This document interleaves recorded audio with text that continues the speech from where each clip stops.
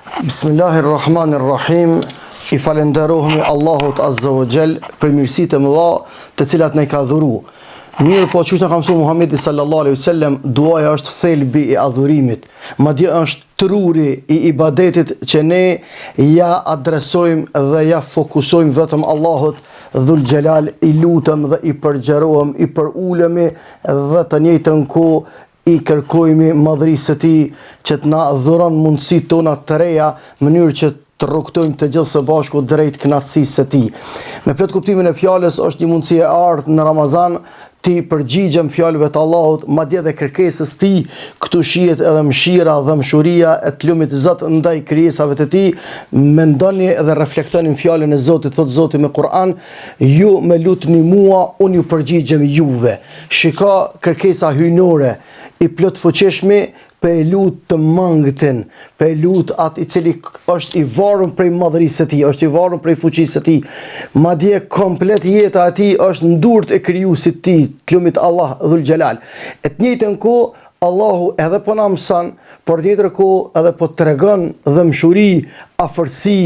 Të njëjtën kohë i lumi Zot po na fuqizon, sikur edhe po t'jep shpresë, motivacion, o robi im, ti mos e humb shpresën, mëshirën time, sepse ty të mjafton të trokas ndurt e mia të cilat kur ty nuk tu kanë mbyll, por ti nga mëkatet e tua e ke humbur rrugën, mirë po prap thirrja hyjnore nuk ndalet së rreshturi, duke kërku prej neve që ne t'i kthehemi rrugës Tij, ne t'i përgjerohemi madhërisë së Tij dhe të njëjtën kohë t'i mbledhëm forcat e imanit ton dhe t'i drejtohemi me lutje, me zemrat tona, t'i shtrim durët tona drejt qiellit, duke kërku madhërinë e Tij, në mënyrë që të na fal, të na fuqizon, të na largon çdo stres, çdo pikëllim, çdo depresion, edhe runa Zot humbje e çdo kontrolle për shkak nervozizmave të cilat na i shkakton jeta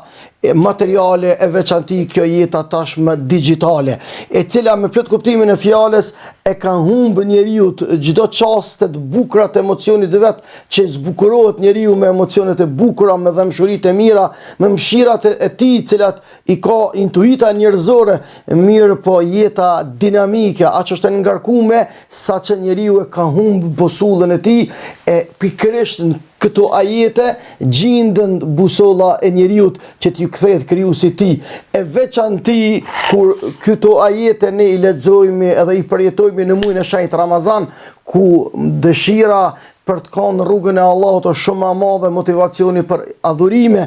për shkak se kena mundësinë e ardhshme, shejtanët janë të brangosur, dyert e xhenetit të tetat janë të hapura, dyert e xhenemit të shtatat janë të mbyllura, mundësitë e mëdha në një orar me plot disiplinë, ibadet, syfyr, iftar, në mes syfyri deri të vjen iftari, kemi ibadete, namazet tona obligative, e sidomos në çastet e iftarit, mos t'i harrojmë lutjet, ato çaste burhamet min az-zamani, thot Muhamedi sallallahu alaihi wasallam, një çaste më vendimtare të jetës tonë, ato përjetime shpirtënore, emocionale që çdo xherues i përjeton kur i ngrit duart lart tek Allahu. Prandaj këtu shfrytëzoj rastin. Je në prag të iftarit, je ulur me familjarët e tu, me shokët e tu, me miqtë e tu, me dostat e tu, me njerëz të shpirtit tu në sofrën e iftarit, shfrytëzo rastin, merr guximin,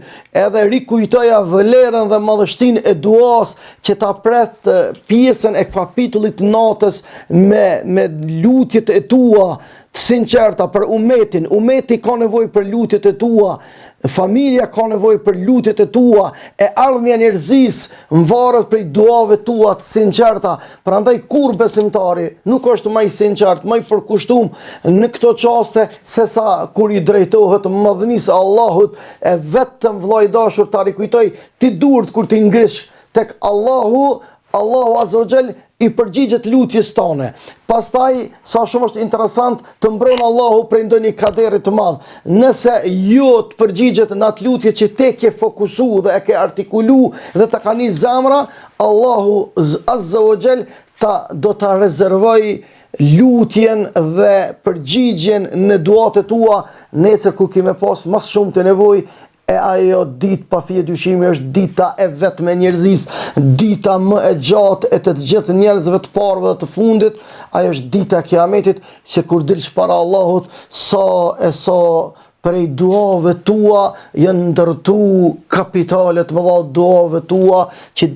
ato të presin ty, e ti ndoshta vëmendja jote nuk është as në nivelin e lartë që t'ja dish Allahut për ta falenderu, e do të ballafaqohesh me një befasi, me një surprizë të jashtëzakonshme të këtyre veprave të mëdha. Prandaj asgjë ti nuk humb nëse i ngri duart dhe e kërkon ndihmën e Allahut, se e ki një Zot i cili është para teje, e ki një Zot i cili kur ty të sheh duke ecë drejt ti, e ecja jote më e sigurt është me lutje, me dua, se është thelbi i adhurimit tënd drejt krijuesit tënd i cili është Allahu, e të njëjtën kohë paramendo se ai është duke vrapu drejt teje. Prandaj ti shfrytëzojmë këto mundësi të arta në mënyrë që të